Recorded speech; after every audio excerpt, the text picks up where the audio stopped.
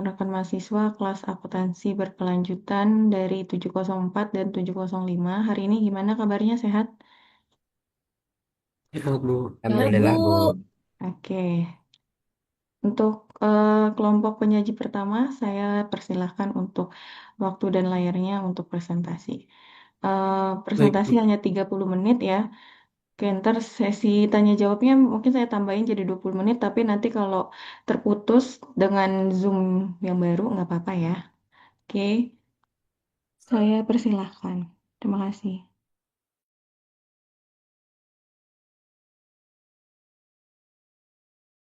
Belum bisa share screen, Bu. Oke, sebentar. Misalnya ya, oke, beberapa. Sudah.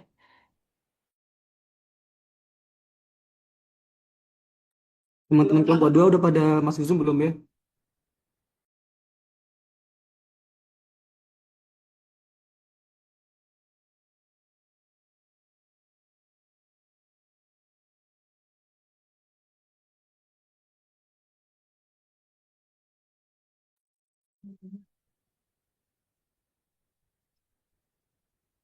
Oke, baik.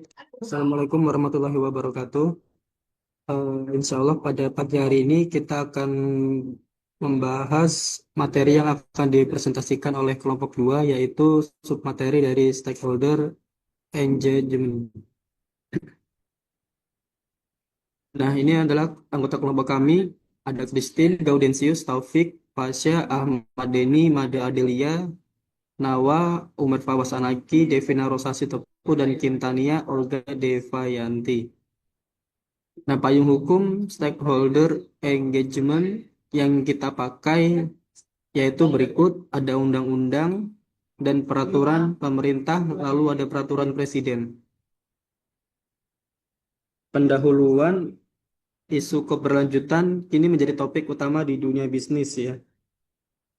Seringkali juga dibicarakan di setiap kesempatan baik di forum-forum pendidikan, industri, dan pemerintahan. Dalam isu keberlanjutan sendiri terdapat konsep yaitu triple bottom line. Nah, berikut adalah gambar dari triple bottom line, ada people, planet, and profit. Gambar tersebut menjelaskan bahwa untuk menjadikan suatu bisnis tetap berkelanjutan atau sustainable, maka setiap perusahaan harus dapat membuat strategi bisnis yang menyatukan tiga item di atas. Ada people, planet, and profit. Yang pertama, menyeratkan tanggung jawab kepada perusahaan, di mana pengurus atau direksi dan komisaris perusahaan mendapatkan amanah dari pemegang saham untuk menciptakan, mengumpulkan, dan menumbuhkan profit secara berkesinambungan. Lalu konsep kedua dari three bottom line ini menyeratkan tanggung jawab sosial perusahaan kepada stakeholder bahwa keberadaan perusahaan selalu mengupayakan dampak positif, dengan kata lain tidak menyebabkan dampak negatif kepada stakeholder, khususnya kepada masyarakat di mana perusahaan berada. Yang terakhir, konsep dari triple bottom line ini menyeratkan tanggung jawab untuk melestarikan lingkungan atau planetnya, eh, untuk tidak melakukan pencemaran lingkungan, juga mempertimbangkan penggunaan sumber daya alam yang efisien dengan memelihara daya dukung alam untuk mendukung kehidupan generasi mendatang. Catatannya di sini ada ketiga unsur triple bottom line ini tidak dapat dipisahkan. Jadi mengabaikan salah satunya akan menimbulkan risiko sosial, ekonomi maupun lingkungan. Lalu dampaknya apa? Jika perusahaan hanya fokus misalnya pada profit, maka pertama ada isu limbah dan lingkungan diabaikan. Ada potensi demo, ada potensi denda dari perusahaan yang mendirikan bangunan atau mendirikan tambang di daerah tersebut, dan terakhir bisa pencabutan izin. Yang kedua, kesejahteraan masyarakat akan menurun dikarenakan performa dan loyalitas terhadap perusahaan juga turun. Terakhir, ada reputasi dan citra perusahaan memburuk di mata publik. Maka strategi bisnis yang sehat adalah mengintegrasikan antara profit, people, dan planet secara seimbang. Nah, oke, sekarang kita bahas dulu pengertian dari stakeholder. Ada beberapa macam definisi dari pakar. Yang pertama dari Brown, stakeholder itu adalah pihak dengan kepentingan terhadap sumber daya alam tertentu. Lalu ada dialog by design, itu menyatakan bahwa pihak yang memperoleh keuntungan atau kerugian dari hasil suatu proyek atau kebijakan. Terakhir ada Gary Clarkson. Stakeholder Clarkson membagi dua definisi menjadi stakeholder sukarela dan non sukarela. Yang sukarela berarti mereka terlibat karena investasi atau kontribusi, yang terakhir karena terdampak oleh aktivitas perusahaan. Namun berdasarkan kamus bisnis, stakeholder itu adalah kelompok organisasi yang memiliki kepentingan langsung atau tidak langsung terhadap organisasi. Jadi kesimpulan dari definisi ini adalah semua pihak yang dipengaruhi atau memengaruhi keputusan dan kegiatan perusahaan.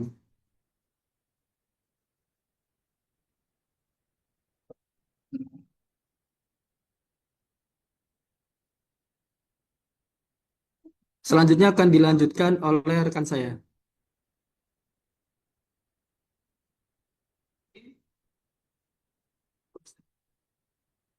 Ayo teman-teman yang lain dari kelompok 2 boleh melanjutkan.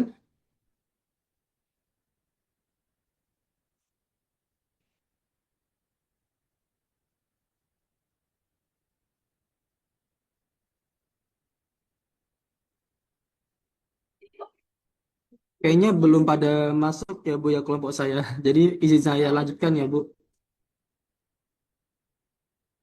Oke, saya lanjutkan saja karena mungkin teman-teman belum pada masuk ke Zoom.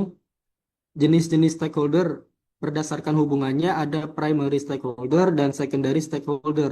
Kalau primary dia berhubungan langsung dengan operasi bisnis, misalnya pemegang saham, karyawan, pelanggan, supplier, komunitas lokal. Yang kedua ada eh, secondary stakeholder, tidak terlibat langsung tapi berpengaruh, misalnya pemerintah, media, pesaing, dan lembaga swadaya masyarakat. Terus ada berdasarkan posisinya, yaitu internal, eksternal, penghubung. Internal contohnya direksi, manajer, karyawan. Intinya internal dari perusahaan tersebut. Kalau eksternal, dia akan berpengaruh kepada konsumen, supplier, dan investor. Terakhir ada penghubung, yaitu pemerintah, komunitas, dan media. Masing-masing memiliki kepentingan, baik internal, eksternal, dan penghubung. Pengaruhnya juga dan kekuatan yang berbeda terhadap keputusan perusahaan.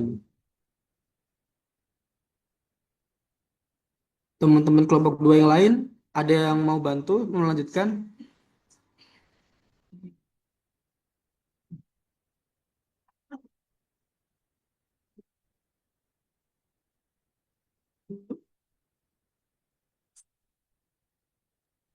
Gimana Mas Umir? Anggota kelompoknya nggak ada semua. Kayaknya ada sih Bu. Sebentar ya saya lihat. Iya Bu, nggak ada semua Bu nih. Cuman ada Fasya Bu. Oke. Kamu sama Fasya. Iya Bu. Ya ya udah presentasinya berdua aja nggak apa-apa. Nanti Ya udah Bu, baik. yang lain nggak tahu ya gimana dengan nilainya ya. Bu. Ini Tadi di grup juga udah dibuatnya dikasih tahu sih Bu. bareng-bareng atau gimana? Kamu doang sama Fasya yang buat atau gimana? Dibuatnya bareng-bareng Bu. Ada Devina Bu, Devina Rosa mungkin bisa melanjutkan. Buatnya bareng-bareng Bu. Oke, silakan. Silakan Kak Devina.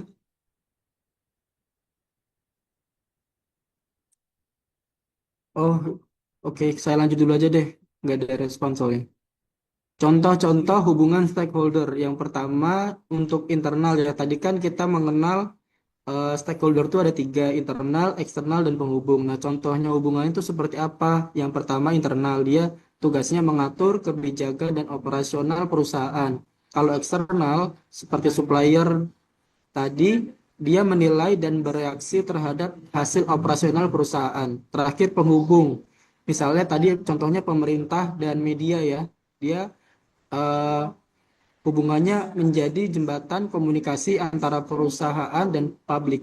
Tujuannya dari ketiga sistem ini adalah untuk menjaga kepercayaan dan dukungan selaku pemangku kepentingan atau stakeholder. Nah, ini kita bahas kepentingan dan risiko stakeholder. Yang pertama dari stakeholder sendiri, kepentingan utamanya adalah untuk meningkatkan laba, terus biar dividennya lancar, terus mengutamakan transparansi. Jika tidak terpenuhi, risikonya bisa sahamnya ditarik, direksinya bisa diubah, dan citra perusahaan menjadi buruk. Terus bagi manajemen, kepentingan utamanya adalah terkait gaji, bonus, fasilitas, dan status pegawainya. Jika tidak terpenuhi, risikonya adalah keputusan manajemen yang tidak etis dan berpotensi untuk fraud perusahaan. Terakhir, bagi karyawan, kepentingan utamanya adalah menerima upah, keamanan kerja, jenjang karir, dan pelatihan dari perusahaan. Jika tidak terpenuhi, risikonya bisa dilakukan demo oleh karyawan, turnover-nya tinggi, dan motivasi kerjanya rendah. Bagi supplier, kepentingan utamanya dia akan senang jika pembayaran tepat waktu dan kontraknya jelas. Jika tidak terpenuhi, risikonya kualitas bahan turun karena tadi ya motivasinya rendah dan keterlambatan produksi. Untuk konsumen, kepentingan utamanya apa? Dia mengejar kualitas dari produk, harga yang dikeluarkan oleh perusahaan dan keamanan produk. Jika tidak terpenuhi, risikonya penjualan akan turun. Kepercayaan konsumen turun karena kualitas yang diberikan oleh perusahaan itu rendah, jadi penjualan turun. Terus reputasi perusahaan juga bisa rusak karena ketidakpercayaan konsumen. Lalu ada masyarakat, kepentingan utamanya lingkungan jadi bersih, terus terbukanya lapangan kerja. Jika tidak terpenuhi, ada demo, pemblokiran, kerusuhan, dan pemerintah. Kepentingan utamanya di sini adalah kepatuhan hukum, memeriksa pajak dan CSR. Dan jika tidak terpenuhi, risikonya bisa didenda, izin dicabut. Bank, kalau bank kepentingan utamanya adalah pembayaran pinjaman dan transparansi. Jika tidak terpenuhi, risikonya bisa kredit dicabut dan rating perusahaan bisa menurun. Lalu ada konsep stakeholder engagement. Tujuannya adalah menyatukan kepentingan berbagai pihak, menciptakan nilai bersama, dan mendukung pembangunan berkelanjutan atau sustainability development.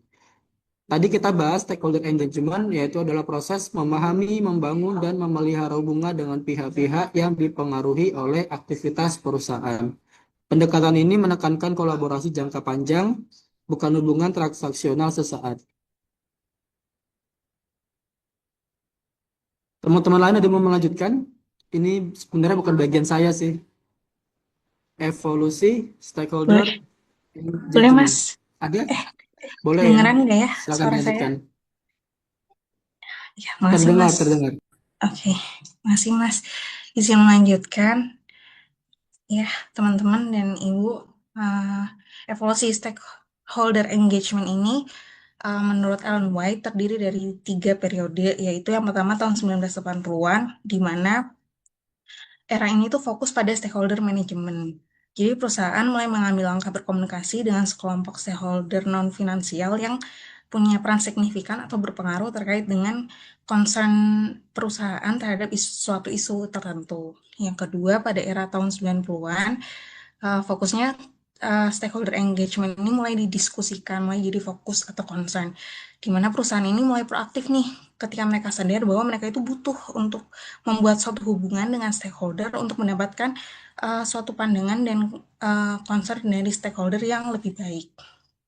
Akhir dari awal tahun 2000-an sampai sekarang yaitu era stakeholder governance, di mana mereka percaya bahwa stakeholder interest harus diintegrasikan dengan core function-nya perusahaan, dan pengambilan keputusan itu harus didasari tidak hanya oleh pemilik perusahaan sendiri, tetapi juga oleh seluruh stakeholder yang memiliki pengaruh besar terhadap suatu perusahaan.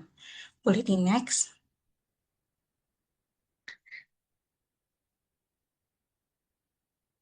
Oke, stakeholder engagement proses sendiri itu meliputi 4 tahapan. Yang pertama adalah plan, di mana perlu memetakan stakeholder berdasarkan profilnya, menentukan keterlibatan dan metode, batasan pengungkapan, mengarsip rencana keterlibatan, menetapkan dan mengkomunikasikan indikator pengukuran. Kemudian yang kedua, prepare. Melakukan mobilisasi sumber daya, membangun kapasitas, mengidentifikasi dan mempersiapkan resiko keterlibatan. Yang ketiga, mengembangkan implement the engagement plan atau melibatkan pemangku kepentingan dalam menjalankan proses operasional berdasarkan undang-undang, mendokumentasikan keterlibatan dan outcome-nya, rencana tindakan, mengkomunikasikan keluaran keterlibatan dan rencana selanjutnya. Yang terakhir yaitu review dan improve, yaitu memantau dan mengevaluasi penugasan, mempelajari dan meningkatkan hasil dari proses, dan mengembangkan serta menindaklanjuti rencana aksi, membuat laporan hasil atas keterlibatan semua pemangku kepentingan. Boleh di next. ISO 26000 dan prinsip dasar. Ini mungkin Mbak Devina mau membantu. Oh ya, siap, makasih Kak. Baik, saya akan melanjutkan presentasi mengenai ISO 26000 dan prinsip dasarnya. Jadi, apa sih ISO 26000 itu? Jadi, ISO 26000 adalah panduan internasional mengenai tanggung jawab sosial organisasi atau social responsibility yang diterbitkan oleh International Organization for Standardization atau ISO pada tahun 2010.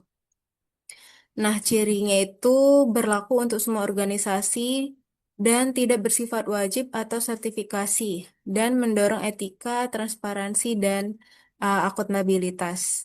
Nah, ISO 26000 ini berbeda dengan standar ISO lain, misalnya ISO 9001 atau ISO 14001, karena dia tidak untuk disertifikasi. Standar ini berfungsi sebagai pedoman atau guidance bagi organisasi, baik perusahaan, pemerintah, maupun organisasi nirlaba dalam menjalankan tanggung jawabnya secara etis, transparan, dan berkelanjutan. Jadi, ada 7 prinsip ISO 26000 ini. Yang pertama itu prinsip akuntabilitas atau accountability. Jadi, di sini organisasi harus bertanggung jawab atas dampak keputusan dan kegiatannya terhadap masyarakat, ekonomi, dan lingkungan. Contohnya, perusahaan itu bertanggung jawab atas pencemaran yang ditimbulkan dengan melakukan pemulihan. Nah, yang kedua itu transparansi.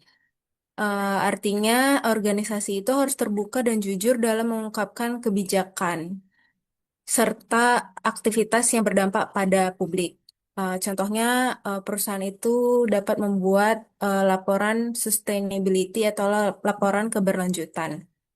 Yang ketiga ada perilaku etis. Jadi, eh, organisasi atau perusahaan itu harus melakukan kegiatannya dengan integritas, jujur, dan berkeadilan. Contohnya itu perusahaan menerapkan sikap anti korupsi, anti suap gitu ya, dan juga persaingan usaha yang sehat. Kemudian menghormati kepentingan stakeholder atau pemangku kepentingan. Jadi organisasi ini harus mempertimbangkan kepentingan pihak-pihak yang terdampak oleh kegiatannya. Misalnya masyarakat lokal di sekitar, terus terhadap gaji karyawan dia juga harus sesuai gitu. Kemudian terhadap pelanggannya atau customer mereka juga eh, setiap pemangku kepentingan itu harus dapat bagiannya masing-masing. Kemudian menghormati atau mematuhi hukum atau respect for the rule of law. Jadi di sini organisasi atau perusahaan itu wajib mematuhi seluruh hukum dan peraturan yang berlaku. Misalnya mematuhi setiap undang-undang ketenaga kerjaan dan juga mematuhi undang-undang yang berkaitan dengan lingkungan.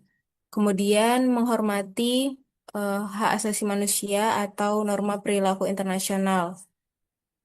Jika di sini contohnya jika hukum lokal itu belum memadai, maka organisasi tetap harus mengikuti norma internasional yang diakui. Contohnya itu mengikuti standar HAM internasional.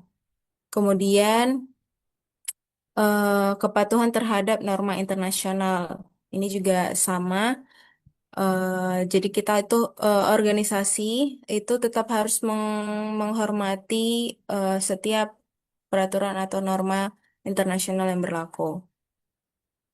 Next. Jadi ini tadi ISO 26000 dan prinsip dasarnya itu ada 7. Next lagi. Kemudian tahapan stakeholder engagement sesuai dengan ISO 26000. Jadi gimana sih eh, penerapan stakeholder engagement ini yang ditetapkan melalui ISO 26000 itu yang pertama adalah identifikasi stakeholder dan isu penting. Di sini dapat dilakukan dengan pemetaan aktivitas dan dampak serta identifikasi ekspektasi dan hubungan. Jadi organisasi itu dapat menentukan pihak-pihak yang terdampak oleh atau yang dapat mempengaruhi kegiatan organisasi. Contohnya eh, terhadap karyawan, pelanggan, pemasok, pemerintah, masyarakat sekitar, bisa juga terhadap lembaga swadaya masyarakat yang ada di situ juga. Itu harus diidentifikasi semua eh, aktivitas dan juga dampak serta ekspektasi mereka terhadap kehadiran organisasi itu di lingkungan itu. Kemudian, analisis dan perencanaan. Tentukan stakeholder prioritas dan rancang strategi dan program kerja sesuai bisnis. Jadi, organisasi di sini itu harus mampu memahami apa aja kepentingan-kepentingan stakeholder, kemudian tingkat dampak dan juga pengaruhnya, kemudian risikonya, termasuk risiko sosial, risiko lingkungan, dan juga risiko ekonomi. Tujuannya ini tentu untuk menentukan stakeholder kunci yang perlu dilibatkan secara intensif. Jadi, misalnya dengan adanya pembukaan lahan sawit gitu ya, kita bukan hanya menganalisis stakeholder dalam hal ini customer atau pembeli pembeli minyak sawit itu, tapi juga terhadap masyarakat yang terdampak atas pembukaan lahan sawit itu.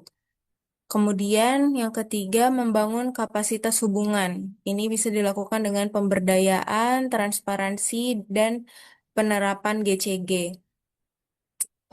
Jadi bisa ini dilakukan dengan cara penyampaian informasi mengenai organisasi atau perusahaan yang kita sedang jalankan, kemudian dengan konsultasi, dialog, dan juga kemitraan. Metode ini dipilih agar eh, keterlibatan kita terhadap masyarakat dan juga tujuan utama untuk mencari profit ini lebih bermakna dan juga lebih proporsional kepentingannya. Ini juga membangun kapasitas hubungan ini juga harus dengan pendekatan yang baik gitu ya. Kemudian merancang hubungan berbasis shared value. Jadi ini dilakukan dengan memberi manfaat dua arah. Jadi keterlibatannya itu dapat dilakukan secara transparan, etis, inklusif, menghormati HAM dan juga melibatkan stakeholder dalam dialog nyata dan dua arah. Kita bukan hanya mendapatkan keuntungan, tapi mereka yang terkena dampak itu juga eh, wajib mendapatkan bagian atau proporsinya. Kemudian pelaksanaan review dan pelaporan. Evaluasi hasil dan manfaat bersama bagi stakeholder ini dapat dilakukan organisasi dapat melakukannya dengan melakukan survei gitu ya, kemudian penyampaian umpan balik kepada stakeholder, kemudian melakukan evaluasi efektivitas proses, dan juga bisa dilakukan dengan itu tadi pendekatan interpersonal. Misalnya diskusi tentang pengambilan keputusan apakah masyarakat di sana setuju jika perusahaan mengambil suatu kebijakan. Tentu meningkatkan kualitas keputusan. Jadi, keterlibatan yang terbuka dan juga konsisten terhadap setiap stakeholder atau pemangku kepentingan organisasi itu tentu membangun kepercayaan antar organisasi dan juga stakeholder. Kemudian meningkatkan legitimasi dan juga kepercayaan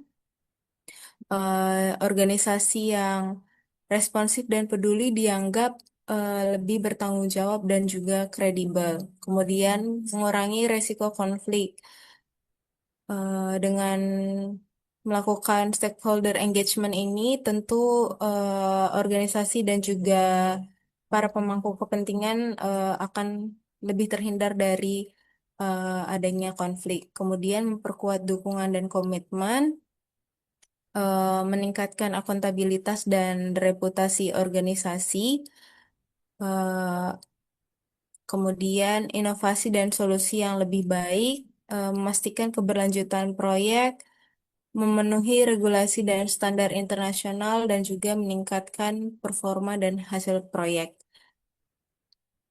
Mungkin itu sekian dari pentingnya stakeholder engagement untuk hambatan akan dan tantangan dilanjutkan oleh rekan saya.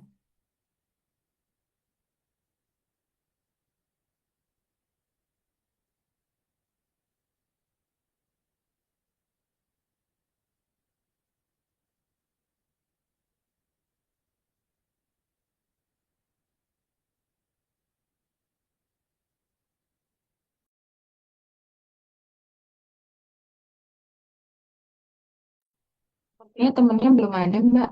Di backup dulu aja ya. Mbak Devina sama Oh, Mas Uwe. Sama yang lain tadi yang sudah presentasi. oh ya baik. Saya teruskan ke stakeholder engagement dan sustainability. Jadi, setiap stakeholder saling terkait dan mempengaruhi keputusan perusahaan. Dalam hal ini, pengelolaan stakeholder bukan hanya sekedar hubungan publik, tetapi juga strategi inti bisnis. Dengan stakeholder engagement yang baik, maka perusahaan itu lebih adaptif terhadap perubahan sosial dan lingkungan, kemudian seperti yang sudah dijelaskan tadi, risiko dapat diminimalkan dan juga pembangunan berkelanjutan dapat diwujudkan. Next. Untuk tantangan dan hambatan, apakah sudah hadir?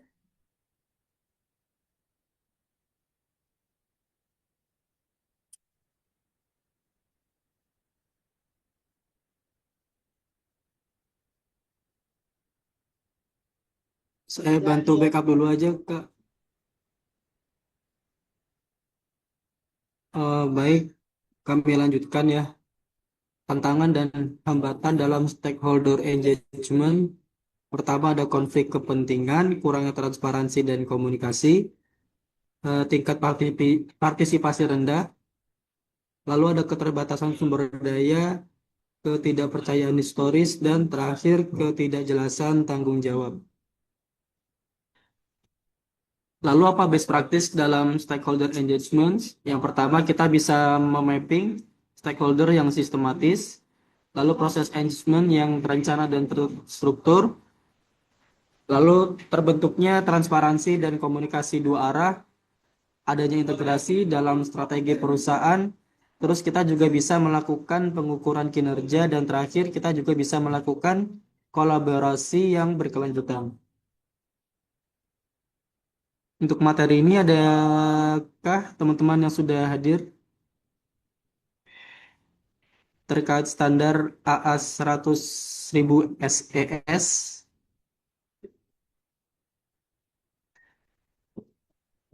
Biar saya bantu backup aja, Mas. Halo, Pak, sudah saya terdengar? Terdengar. Baik, di sini akan saya melanjutkan terkait dengan standar AA 1000 SES. Eh, Standar ini salah satu standar yang bisa digunakan sebagai benchmark untuk good quality engagement. Standar ini ada tiga ya, terdiri dari tiga. Inclusivity, materiality, dan responsiveness. Inclusivity itu stakeholder harus mempunyai kesempatan untuk berpartisipasi dalam usaha pengembangan organisasi dan suatu organisasi inklusif. Menerima bahwa organisasi bertanggung jawab terhadap mereka yang terpengaruh dan yang memiliki pengaruh. Materiality itu organisasi wajib memiliki proses dalam menentukan seberapa relevan dan signifikan suatu isu bagi organisasi dan stakeholder dengan tujuan untuk identifikasi masalah material yang berpengaruh pada keputusan, tindakan, dan kinerja organisasi atau stakeholder. Responsiveness, organisasi harus responsif terhadap isu stakeholder yang memiliki dampak terhadap kinerja berkelanjutan yang diwujudkan melalui keputusan, tindakan, dan kinerja serta komunikasi stakeholders. Next. Nah, di sini kita akan membahas terkait dengan contoh keterlibatan stakeholder engagement. Yang saya sudah dapatkan itu ada 5 ya. Yang pertama, keterlibatan untuk pengukuran kinerja dan akuntabilitas. Kedua, keterlibatan untuk penciptaan modal sosial, keterlibatan dengan organisasi non-pemerintah atau LSM, keterlibatan dengan internasional multi stakeholder process atau IMPS, dan keterlibatan untuk inovasi. Next. Yang pertama kita bahas dulu terkait keterlibatan untuk pengukuran kinerja dan akuntabilitas. Nah, pertumbuhan pelaporan yang cepat pada stakeholder engagement itu pertama pada kinerja lingkungan, kemudian pada kinerja sosial, dan sekarang pada kinerja keberlanjutan. Nilai keterlibatan pemangku kepentingan dalam pelaporan juga diakui berdasarkan prinsip GRI, Global Reporting Initiative, pedoman pelaporan keberlanjutan. Stakeholder itu dapat terlibat dalam mengidentifikasi masalah, memilih indikator kinerja, dan memberikan umpan balik pada laporan yang telah selesai. Yang kedua, keterlibatan untuk penciptaan modal sosial. Jadi, beberapa perusahaan itu menggunakan pendekatan CSR untuk membangun apa yang mereka lihat sebagai modal sosial. Selama 5 tahun terakhir, Plasdom International telah menggunakan Stakeholder 360, yaitu alat manajemen yang dikembangkan oleh Pusat Pengembangan Masyarakat Berkelanjutan di Simon Fraser University, Kanada, untuk memantau dan meningkatkan tingkat modal sosial di masyarakat dan meningkatkan hubungan antara perusahaan dan pemegang sahamnya. Next. Yang ketiga, keterlibatan dengan organisasi non-pemerintah atau LSM. Dekade terakhir menunjukkan bahwa LSM memiliki tingkat kepercayaan publik yang lebih tinggi daripada sektor bisnis dan pemerintah. Selain itu juga, LSM sering bekerja pada isu-isu yang secara langsung atau tidak langsung terkait dengan komunitas bisnis. Sementara banyak LSM memilih untuk tetap berada jauh dari sektor bisnis. Beberapa telah membangun reputasi untuk keterlibatan yang efektif sambil mempertahankan sudut pandang mereka yang independen. Yang keempat, keterlibatan dengan International Multi-Stakeholder Process, IMPS. Jadi salah satu keunggulan prinsip IMPS itu adalah kemampuannya memanfaatkan berbagai kepentingan pemangku kepentingan yang luas dan beragam. Terlibat dalam satu atau lain MPS dapat secara signifikan mengurangi biaya dan meningkatkan efisiensi proses keterlibatan pemangku kepentingan perusahaan yang terkait dengan masalah spesifik dan atau rantai pasokan. Namun demikian, menavigasi keikutsertaan yang efektif dalam MPS memerlukan perhatian besar karena potensinya perbedaan politik dan budaya. Ketika terlibat dalam IMPS, perusahaan itu harus berhati-hati untuk memastikan bahwa tata kelola proses seimbang, efektif, dan inklusif. Upaya untuk mengendalikan inisiatif atau bukti bias lainnya dalam inisiatif semacam itu berpotensi menimbulkan reaksi negatif yang mengurangi dampak positif dari upaya lain yang bermaksud baik terhadap kerjasama. Yang terakhir, keterlibatan untuk inovasi. Organisasi Accountability telah menghasilkan sejumlah dokumen yang mengeksplorasi bagaimana CSR dapat mempromosikan inovasi dan daya saing yang bertanggung jawab. Beberapa dokumennya itu daya saing yang bertanggung jawab membentuk kembali pasar global melalui praktik bisnis yang bertanggung jawab, Desember 2005. Kebijakan tanggung jawab sosial perusahaan yang mempromosikan inovasi dan daya saing, kemudian daya saing yang bertanggung jawab di Eropa. Jadi beberapa publikasi ini memberikan contoh mekanik dan beragam tentang cara di mana bisnis mengeksplorasi cara pemanfaatan pendekatan CSR dengan sebaik-baiknya.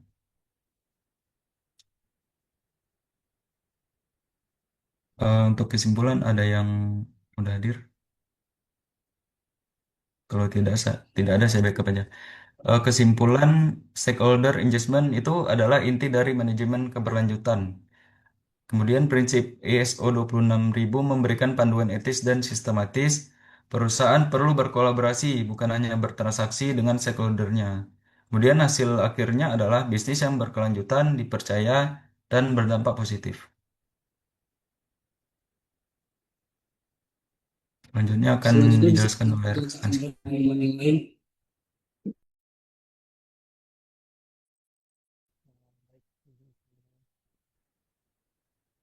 Jadi contoh kasus yang diangkat oleh kelompok kami adalah kami mengangkat jurnal dari Bapak Hari Joshua Tampu Bolon terkait analisis pengungkapan stakeholder engagement pada situs web Nawal, maaf, pemerintah daerah. suaranya bisa digedein.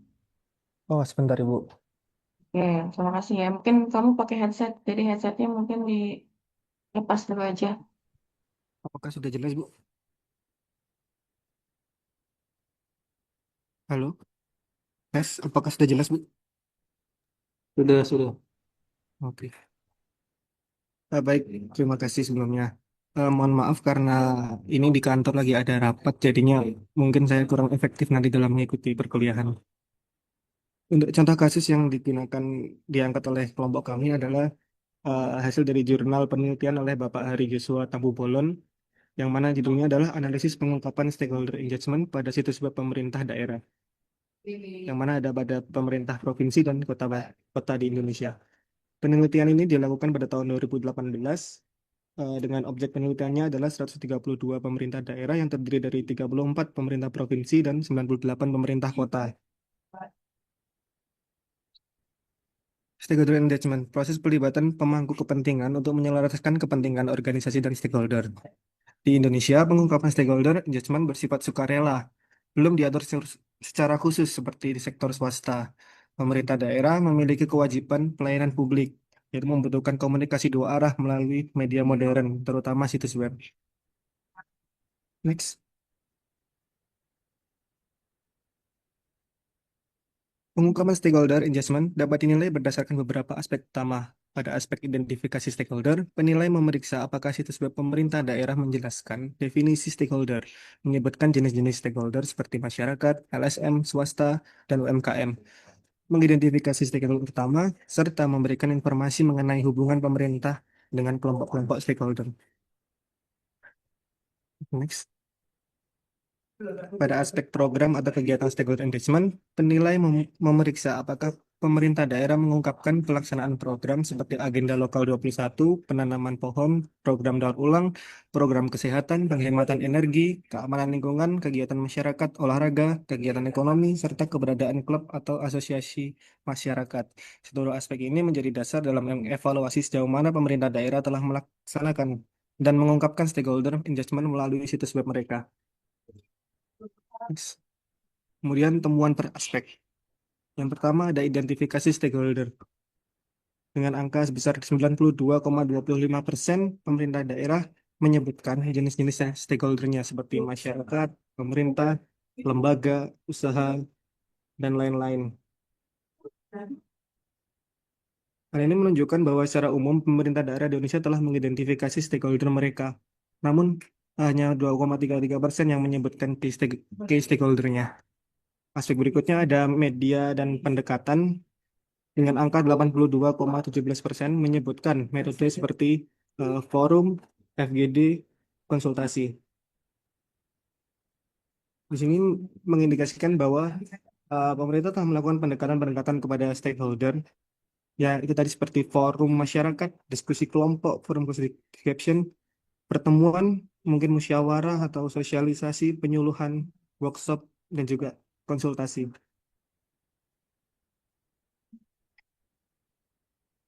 Pendekatan-pendekatan ini biasanya dilakukan umumnya membahas isu-isu yang terkait dengan tiga pilar pembangunan berkelanjutan, yaitu ekonomi, sosial, dan lingkungan. Aspek berikutnya ada masalah utama dan isu yang diangkat. Saya balik dulu, Mas Umar, yang sebelumnya tadi.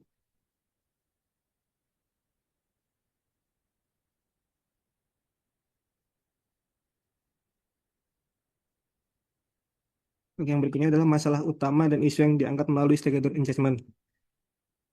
Hasil penelitian menunjukkan bahwa sebesar 24,481% pemerintah daerah di Indonesia menyebutkan pernyataan umum atau kebijakan mengenai masalah utama dan isu yang menjadi perhatian pemerintah daerah.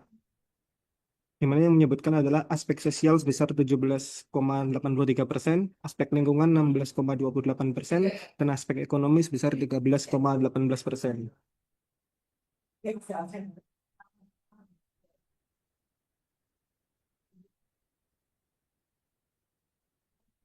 Yang berikutnya bisa kembali ke slide sebelumnya, Mas Umar.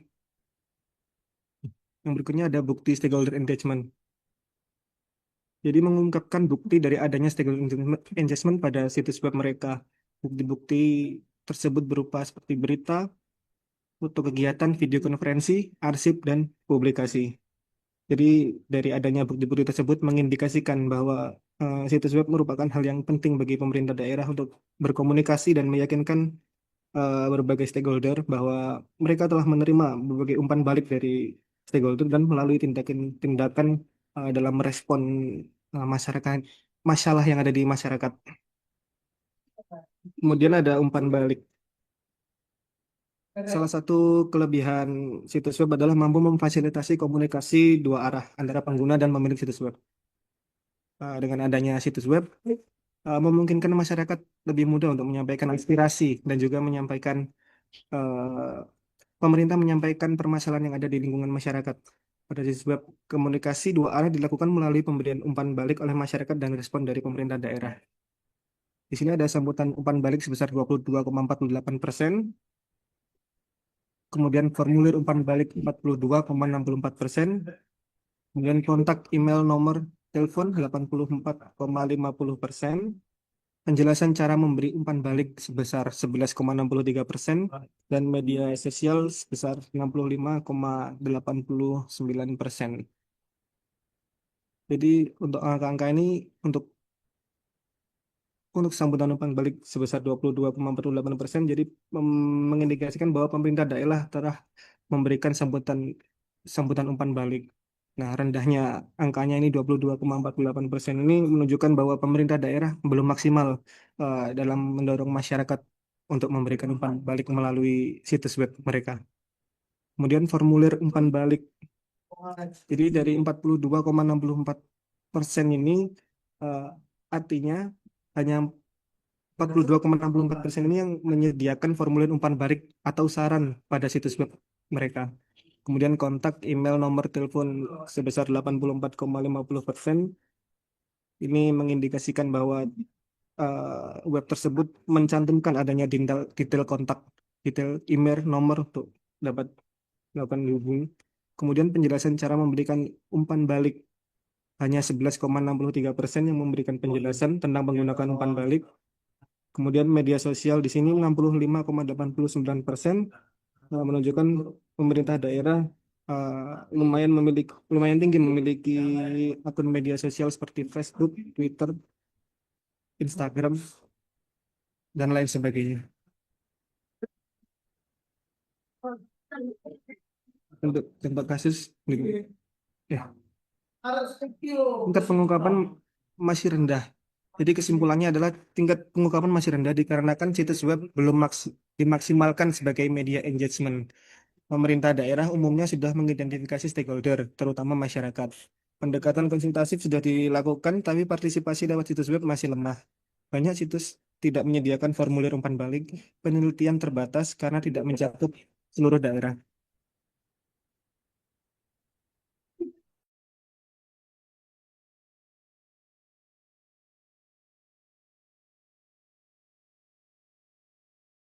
Baik, terima kasih. Mungkin sekian presentasi dari kelompok kami terkait stakeholder engagement. Setelahnya kami buka sesi tanya jawab kepada teman-teman. Dan mungkin ada tambahan dari Ibu Mutiara, kami persilakan. Terima kasih.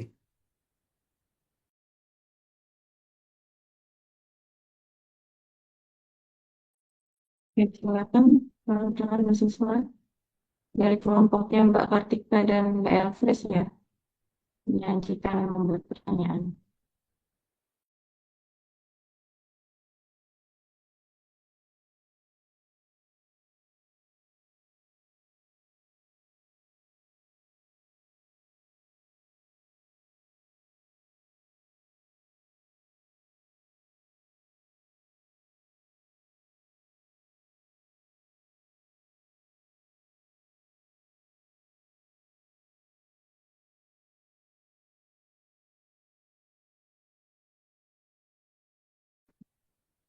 Di sini Bu, dan di sini kelompok yang presentasi. Kenalkan nama saya Ribat, saya dari kelompoknya contoh video yang mana terjadi di Sidoarjo dan akibat kesalahan pengobaran minyak gas yang menimbulkan lumpur panas, merendam rumah warga dan merusak lingkungan. Sehingga akibatnya warga kehilangan tempat tinggal dan banyak terdampak sosial situnya. Dari triple bottom line yang telah dijelaskan tadi, perusahaan seharusnya tidak hanya mengejar profit, tapi juga bertanggung jawab terhadap people atau warga yang terdampak, kemudian planet atau lingkungan. Dalam kasus ini, aspek people jelas dilanggar karena warga kehilangan banyak hal. Salah satunya adalah rumah, kemudian pendapatan, dan mata pencaharian. Dan kemudian ada aspek planet yang terganggu karena kerusakan lingkungan yang terjadi akibat bencana lumpur lapindo tersebut. Kemudian untuk stakeholder engagement dalam kasus ini berarti perusahaan seharusnya melibatkan warga dalam eh, melibatkan warga dan daerah dan pihak terkait sejak awal perencanaan pengeboran sehingga risiko sosial dan lingkungan bisa diidentifikasi dan diminimalisir. Kegagalan alih dampak sosial ini. Kemudian pertanyaan saya adalah bagaimana perusahaan bisa menerapkan prinsip triple bottom line melalui stakeholder engagement untuk melibatkan warga secara efektif sehingga bencana sosial seperti kehilangan itu dapat dicegah sebelum proyek tersebut dijalankan supaya bisa mendapatkan manfaat penerapan dari pentingnya stakeholder engagement, salah satunya adalah inovasi dan solusi yang lebih baik dan meningkatkan kualitas keputusan dalam eh, pelaksanaan proyek yang akan dilakukan. Demikian Bu tanggapannya. Dan untuk kelompok yang presentasi. Oke, jadi berkaitan dengan Lapindo ya, Mas Taribat, Iya Bu, Taribat ya. Ya, iya Bu. gimana caranya? Seharusnya kan dari perusahaan harus adanya stakeholder, stakeholder engagement dengan masyarakat sekitar untuk meminimalisir ataupun tadi mitigasi dan minimalisir. Bagaimana menurut kelompok? Mungkin ditampung dulu ya. Selanjutnya Baik Bu. Mbak Uli, silakan. Baik, terima kasih Bu. Terima kasih juga teman-teman. Izin saya Uli dari kelompok satu. Izin bertanya sedikit aja ya. Tadi kan terkait stakeholder engagement-nya tentang situs web ya.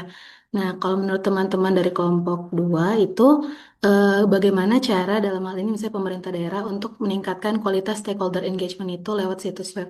Apa karena kan kita tahu ya mungkin sebenarnya dalam hal ini kalau di lapangan itu sebenarnya website dari situs web dari Pemda ini maksimal gitu ya. Ada teman-teman hal paling mendesak yang sebaiknya terlebih dahulu.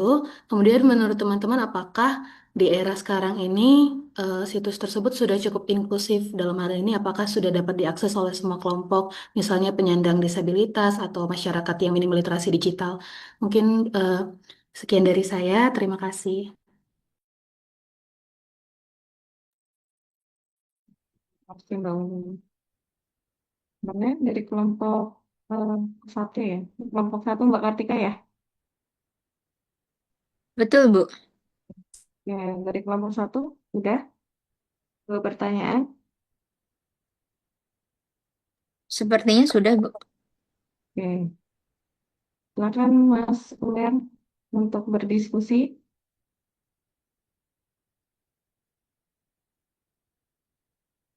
Baik Bu, yang yang dulu karena uh, ya Bu, nanti mohonnya pemerintah daerah untuk meningkatkan stakeholder engagement melalui situs web ya.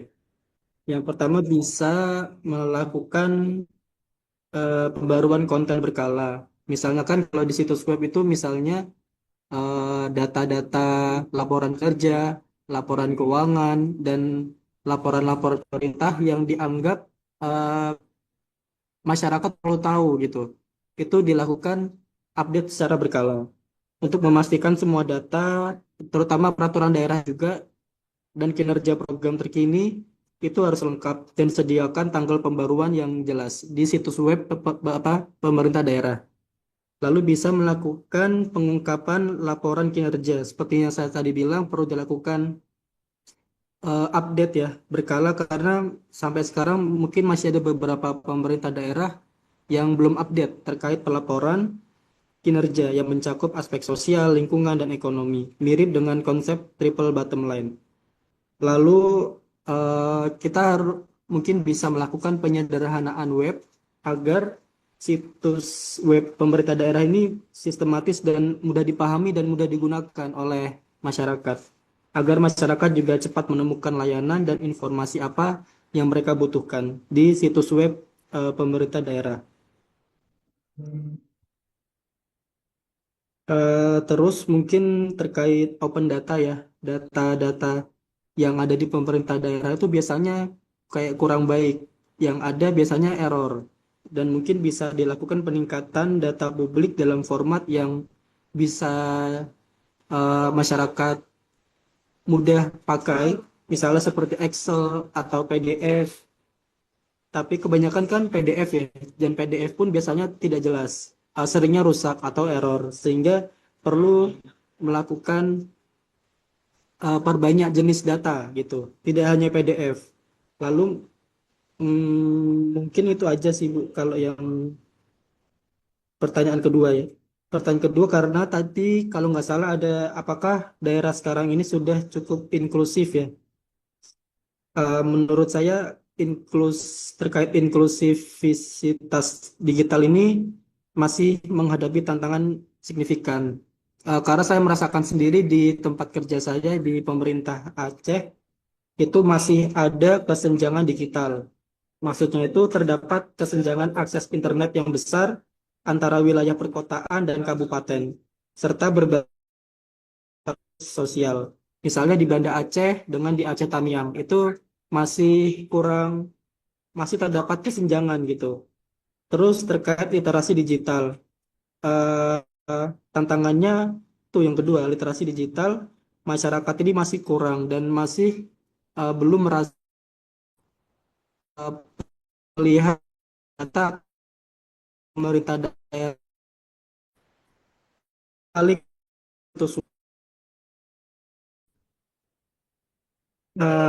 seperti tadi saya bilang, webnya itu harus dibuat menarik atau mudah dipahami oleh pengguna, apalagi masyarakat yang minim literasi gitu kan. Jadi kita bisa buat aneka data yang menarik, misalnya bisa melalui gambar data, tabel batang, dan seterusnya. Daerah-daerah di Indonesia belum dapat dikatakan cukup inklusif ya. Tapi menurut saya upaya infrastruktur, terus masyarakat, terkaitan standar aksesibilitas situs web ini harus menjadi evaluasi sendiri bagi pemerintah daerah agar stakeholder engagement ini bisa benar-benar dapat merangkul semua lapisan masyarakat atau tadi terkait triple bottom line ya. Mungkin itu Bu yang pertanyaan kedua. Ada tambahan mungkin Bu atau tambahan dari Ibu? Makasih. Oke, saya cari ini ya, berita Liput Lapindo.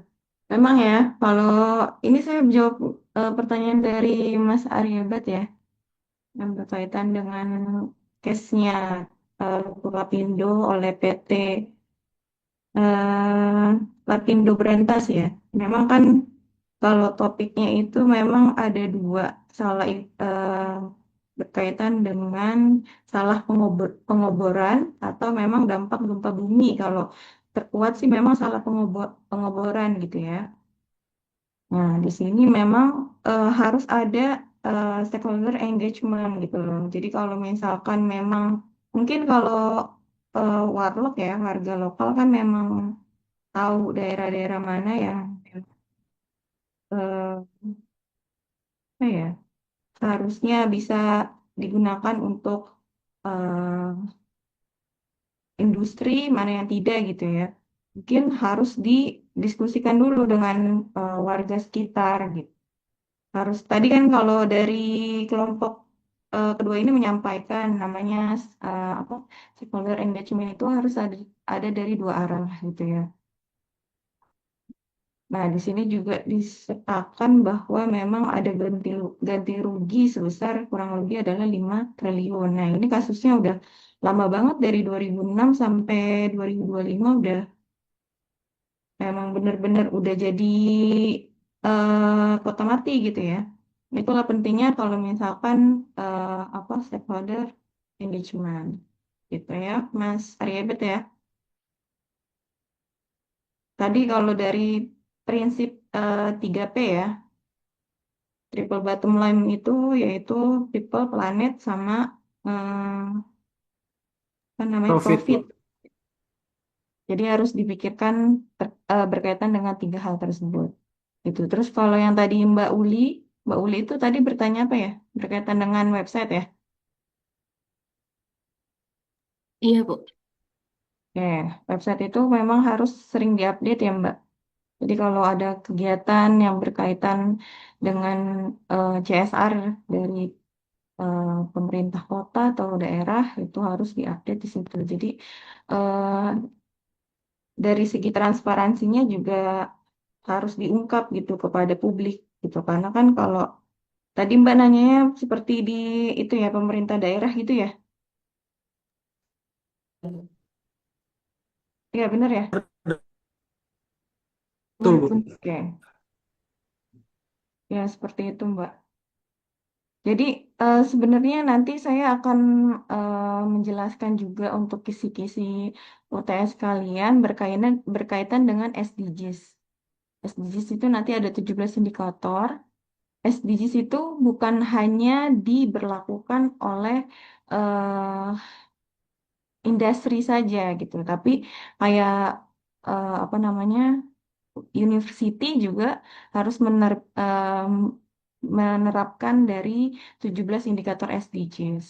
Gitu. Nanti setiap perusahaan itu harusnya mengacu pada SDG selain dengan CSR ya. Kalau CSR kan lebih mungkin orang mikirnya kalau CSR itu hanya memberikan apa pelayanan kesehatan atau pendidikan untuk apa namanya untuk warga sekitar. Tapi dari 17 indikator SDGs ini nanti mencakup semua dari internal perusahaannya ya stakeholder engagement kepada internalnya mulai dari karyawan gitu dari pemasok dari ownernya gitu ya sampai ke engagementnya kepada eksternal seperti masyarakat ya terus supplier dan lain-lain.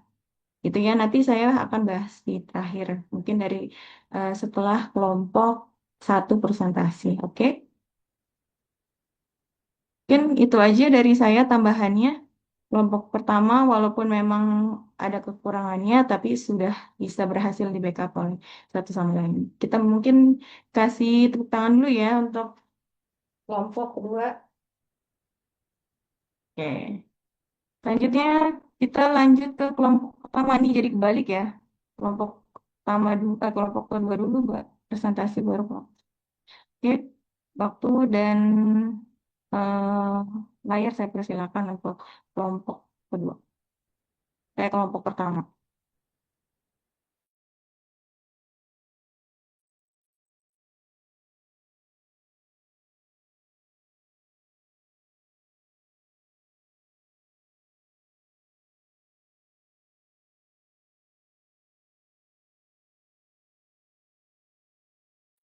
Ibu izin tanya, Bu. Oke, Oke, boleh Mas Diva. Eh, saya dari kelompok 1 AK705 untuk materi yang pertemuan ketujuh itu presentasinya setelah ini atau ada kapan? Terima kasih, Bu. Oke. Nanti kita diskusi ya. Jadi kan minggu depan sebenarnya UTS. Tapi kan memang jadwalnya kita harus kelas Zoom yang Evikon yang keempat. Nanti kita diskusi apakah mau diadakan pas minggu pertama UTS atau di minggu kedua biar kalian fokus dulu nih di UTS-nya 1 minggu itu. Terus nanti 1 minggu ke depan kita Vicon yang keempat gitu. Jadi karena memang di Unsinya sendiri kalian maba kan ya. Saya juga udah sampaikan bahwa kalau di Unsinya sendiri untuk proses UTS dan UASnya itu memang 2 minggu. Jadi kalian maunya gimana nih untuk di minggu pertama kalian fokus untuk mengerjakan UTS-nya atau berjalan aja dengan sesuai jadwal atau memang mau diundur menjadi minggu kedua gitu ya. Nanti di akhir ya setelah pembahasan kisi-kisi ya Mas Diva ya. Ini kan berkaitan dengan Oke, Bu. kelompok Mas Diva ya. Iya, betul, Bu. Oke. Ya silakan kelompok ke satu untuk menjelaskan stakeholder manajemennya. Di sini Bu, apa suara saya terdengar jelas?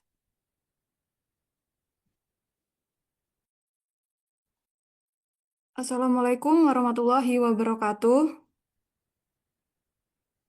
Waalaikumsalam. Selamat siang Ibu Mutiara dan teman-teman. Kami dari kelompok 1 akan mempresentasikan mengenai stakeholder management dengan membahas peran dan hubungan para pemangku kepentingan dalam keberlanjutan perusahaan dengan studi pada Asta Internasional TBK. Next.